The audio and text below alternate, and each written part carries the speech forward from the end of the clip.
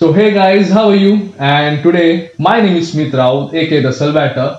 I invite you to the Space Talks. So आज का जो हमारा कंसेप्ट है वो पूरा फिजिक्स एंड एस्ट्रोनॉमी के बेस होने वाला है एंड इसके लिए I welcome our guest none other than Atharva Patil and ये हमें पूरा जानकारी देंगे एंड हमारा ये कंसेप्ट मेन किसके ऊपर है वीडियो का कि जितना भी हो सके कम से कम समय में ज़्यादा information they to discuss about astronomy and physics basically.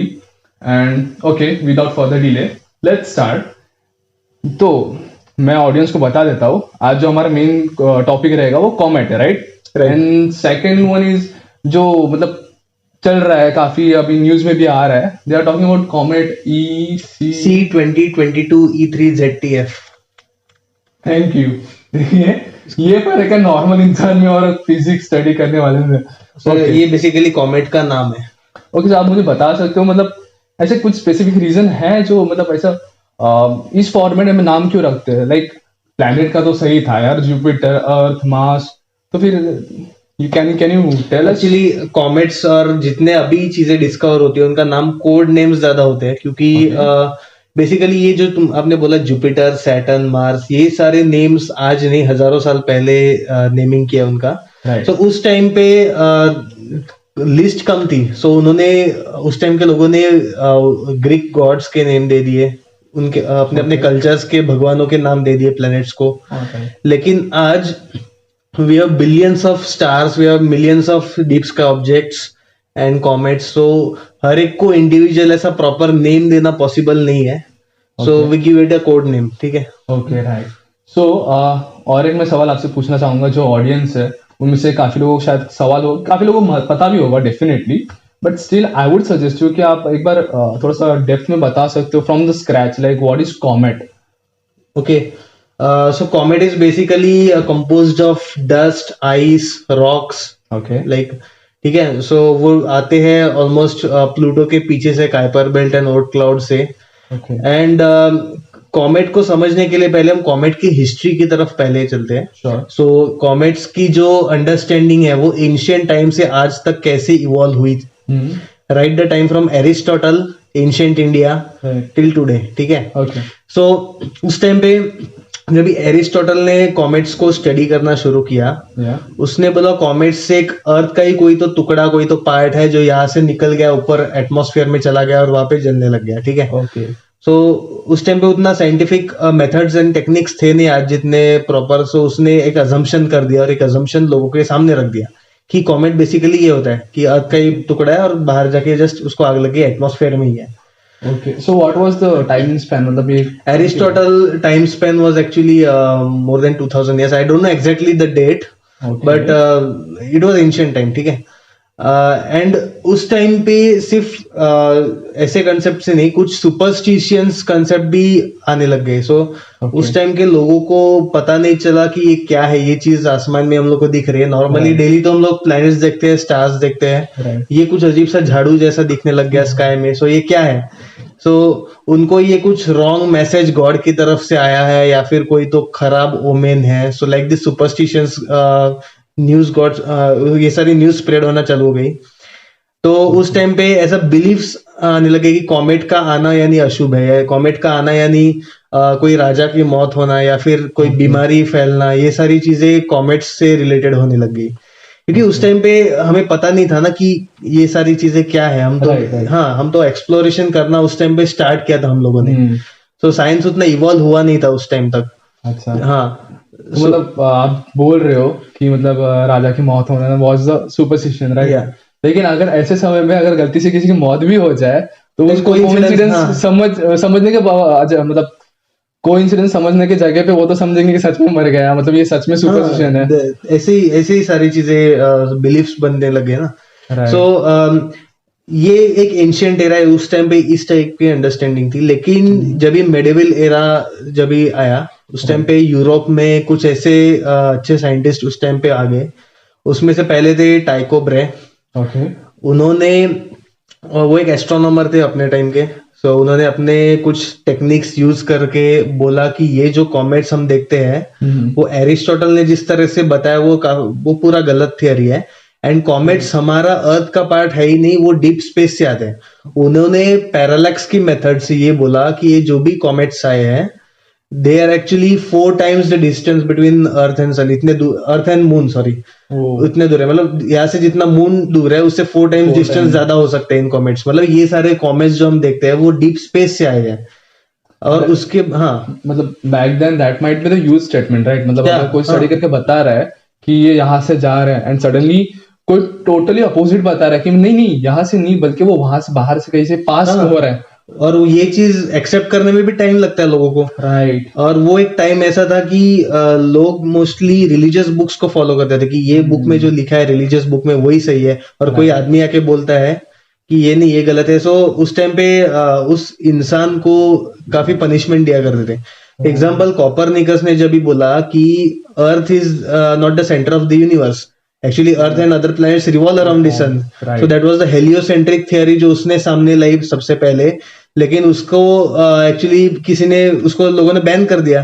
Then Galileo आया, गैलीलियो ने अपने टेलीस्कोप्स के ऑब्जर्वेशन से जुपिटर के मून्स देखे और उन मून्स को जुपिटर को ऑर्बिट करते हुए देख के ये बोला कि कॉपरनिकस की थियरी करेक्ट है, तो सही है। उसके लिए भी उसे हाउस इम्प्रिजनमेंट की सजा दे दी। अच्छा, मतलब उनको भी उतना ही नहीं, जो ब्रूनो करके एक फिलोसोफर उन गैलीलियो और कॉपरनिकस के बीच के एरा में ब्रूनो करके एक फिलोसोफर है, ओके, उन्होंने सिर्फ ये बोला कि जो भी स्टार्स हम देखते हैं नाइट स्काई में ये सारे सन ही है, बस हमसे बहुत ज्यादा दूर है कि वो पॉइंट ऑब्जेक्ट्स दिख रहे हैं।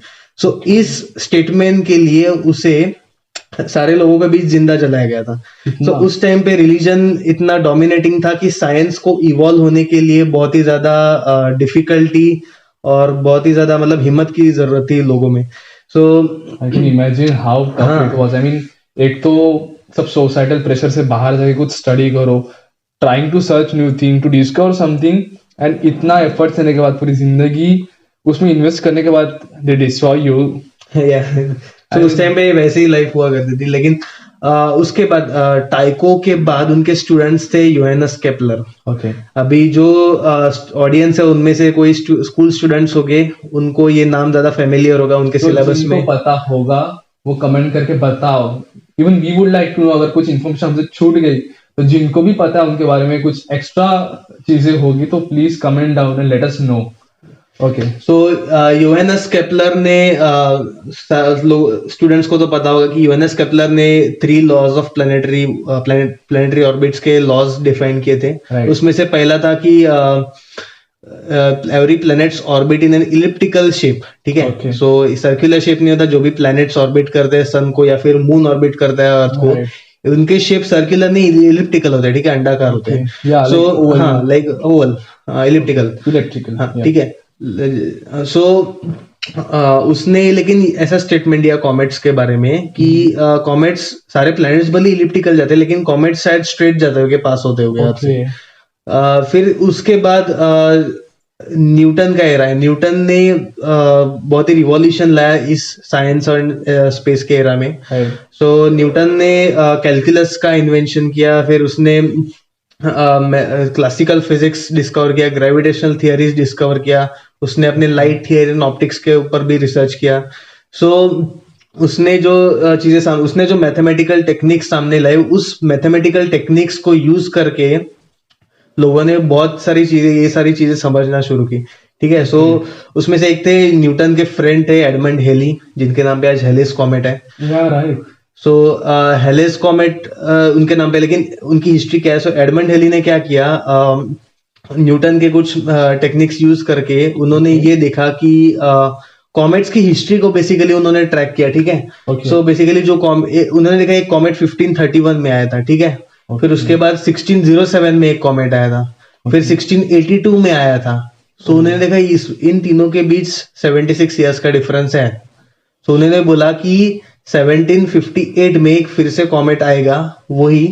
तो उसने ये कंक्लूड किया कि जो कॉमेट ये तीनों एराज में दिखे वो एक्चुअली एक ही कॉमेट है। ओके, सो मतलब जो आया वो that was a span period of that comet to complete one circle. आके घूम के गया, फिर से आया 676 ईयर्स के बाद। It is the same like Earth. उस पे ये कंक्लूड हुआ कि comets are like solar system का एक पार्ट है। जैसे सारे प्लैनेट्स ऑर्बिट करते हैं, उनका भी एक ऑर्बिटल पीरियड आता है। जस्ट उनका जो ऑर्बिट होता है वो इट इज हाईली इलिप्टिकल, ठीक है।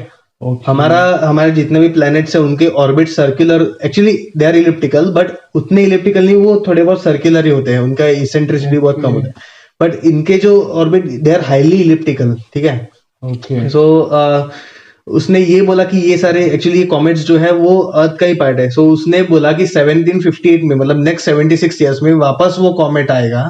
Okay. और उसने जो हिस्ट्री में से जो डेटा लिया था उसको एनालाइज करके उसने बोला कि स्काई के एक स्पेसिफिक लोकेशन में से आएगा और ऐसे जाएगा। सो 1758 में तो एडमंड हेली नहीं थे, उससे पहले उनकी डेथ हो गई थी, लेकिन लोगों ने 1758 के क्रिसमस में एक्चुअल में कॉमेट देखा, जैसे हेली ने बताया था वैसे ही। और लोगों ने उस टाइम पे उस कॉमेट को एडमंड हेली के ऑनर पे उसका नाम रखा है हेलिस comet. Oh, so that is the story behind the Hellish comet. मतलब मुझे पर्सनली नहीं पता था। अच्छा, सो ऐसे कॉमेट्स को समझने की जो टेक्निक्स धीरे धीरे इवॉल्व होती गई कि एग्जैक्टली कॉमेट्स होते क्या है। Then today we know comets किस चीज से बने हुए थे, composition like they are composed of ice, rocks, debris, ठीक है। अच्छा, I have question before we move ahead. Okay, so जिस हिसाब से आपने बताया कि जो उनका एक ऑर्बिट वो कंप्लीट करते हैं and it has a high orbit, I mean बड़ा वाला से, तो इज देयर एनी चांस कि जैसे हमें पता है हमारे सोलर सिस्टम जैसी है वैसे बहुत सारे अनगिनत सोलर सिस्टम्स हैं, तो while they travel is it any possibility कि वो किसी और सोलर सिस्टम को भी? Actually it is a very good question कि जब भी वो इतने दूर निकल जाते हैं वहां पे, जब भी वो ओर्ट क्लाउड में होता है उस टाइम पे दूसरे किसी स्टार सिस्टम, स्टेलर सिस्टम की, आई मीन सोलर सिस्टम जैसे हमारी सोलर सिस्टम है, फिर दूसरे भी सोलर सिस्टम है और उनके भी काइपर बेल्ट और ओर्ट क्लाउड होता है। उनके ओर्ट क्लाउड और हमारे सोलर सिस्टम का ओर्ट क्लाउड कहीं ना कहीं थोड़ा सा जस्ट एक मर्ज या फिर टच होता है। सो वहां से मटेरियल एक्सचेंज होता है, ऐसे चांसेस है। सो ऐसा है, थियरीज भी है कि कुछ कॉमेट्स यहाँ से वहां एक्सचेंज या फिर वहां से यहाँ एक्सचेंज होते हैं। सो हो सकता है ऐसा भी। सो गाइस, आपको भी कुछ क्वेश्चंस हो तो कमेंट डाउन बिलो और हमें पूछते रहना, so that we can talk on that later. Okay, continue. Okay, so इस तरह से कॉमेट्स होते हैं एंड आज हमें अगर पता चला कि कॉमेट्स क्या है एग्जैक्टली, कैसे आते हैं, व्हाट उनका कंपोजिशंस क्या है, व्हाट एवर इट इज, सो आज हमें उन सुपरस्टिशन चीजों से डरने की जरूरत नहीं है। उल्टा ये चीजें, ये जो नॉलेज है कॉमेट्स के बारे में लोगों में स्प्रेड करना चाहिए। सो ये सारी चीजें जो सुपरस्टिशन और फेक बिलीफ्स जो है वो थोड़ा सोसाइटी से दूर चले जाए, मतलब एलिमिनेट हो सके उनका। एंड जो अभी रिसेंटली जो कॉमेट आ रहा है जिसके बारे में इतना जो चल रहा है उसके बारे में आप क्या कहेंगे? Actually it is comet of long period duration. Okay, उसका जो ऑर्बिटल पीरियड है इट इज 50,000 ईयर्स, ठीक है। ओके, सो यू मीन मतलब 50,000 ईयर्स लास्ट टाइम वो 50,000 ईयर्स पहले आए थे एंड अभी जो आएंगे उसके बाद जो कॉमेट आएगा वापस दैट वो 50,000 ईयर्स के बाद आएगा। सो इससे पहले जो आया था वो 50,000 ईयर्स पहले आया था एंड उस टाइम पे शायद स्टोनेज मैन्स रहे हुए उस टाइम पे उन्होंने देखा होगा उस कॉमेट को। दैट माइट बी ट्रू, ठीक है। सो इसलिए ये कॉमेट बहुत यूनिक है और इसीलिए इस कॉमेट को देखने के लिए हमने एक इवेंट ऑर्गेनाइज किया है बोर्डी में। Bordi is a village in near Dahanu and अगर आसपास लोगों को अगर इंटरेस्ट है, जो भी नियर बाय रहते हैं वो लोग आ सकते हैं। This event is organised on 29th of January, that is Sunday, अभी कमिंग संडे, और टाइमिंग है 8:30 PM रात को, संडे 8:30 PM। सो जिनको भी अगर इंटरेस्ट है कॉमेट को अगर एस्ट्रोनॉमिकल टेलीस्कोप से देखना है सो दे कैन कम एंड ये इवेंट फ्री है, इसके कोई भी चार्जेस नहीं लिए गए and you will get tremendous information about comets. You can interact with me, you can discuss with me many things about interesting things about space and all. So guys, देखो मैं तो सीरियसली चाहूंगा कि आप सब जितने भी लोग ये देख रहे हैं जिनको भी पॉसिबल है प्लीज डू कम, बिकॉज जैसे इन्होंने कहा यू डेफिनेटली नो कि ये अभी आने के बाद सीधा 50,000 साल बाद आने वाला है। हम में से कोई नहीं रहने वाला, may be even humanity doesn't exist, तब तक तो कल शायद खत्म भी हो जाए। सो वो तब की तब बात है, but I would suggest you कि guys you should and you must come, जितने भी है अगर पॉसिबल है डेफिनेटली अपने पेरेंट्स को लेके आओ, जो भी है जिनको भी इंटरेस्ट है प्लीज आओ। And this guy has a good amount of knowledge about physics and astronomy, so आपको भेज दीजिए, जो भी आपको पूछना है definitely you can contact him. And also जो भी आपको लगता है कि और कुछ इन्फॉर्मेशन है और कुछ टॉपिक पे हम लोग डिस्कस करें to continue this series, comment down below, हम लोग को बताओ आपको कौन से टॉपिक पे चाहिए, so that we can we can work on that later. जैसे आपको देखने में मजा आ रहा है, डेफिनेटली हम लोग को करने में मजा आ रहा है. So let's go together, right? Yeah. And also follow us on Instagram, Universe of Atharva. And Smith Raut, aka the Salvator. Thank you.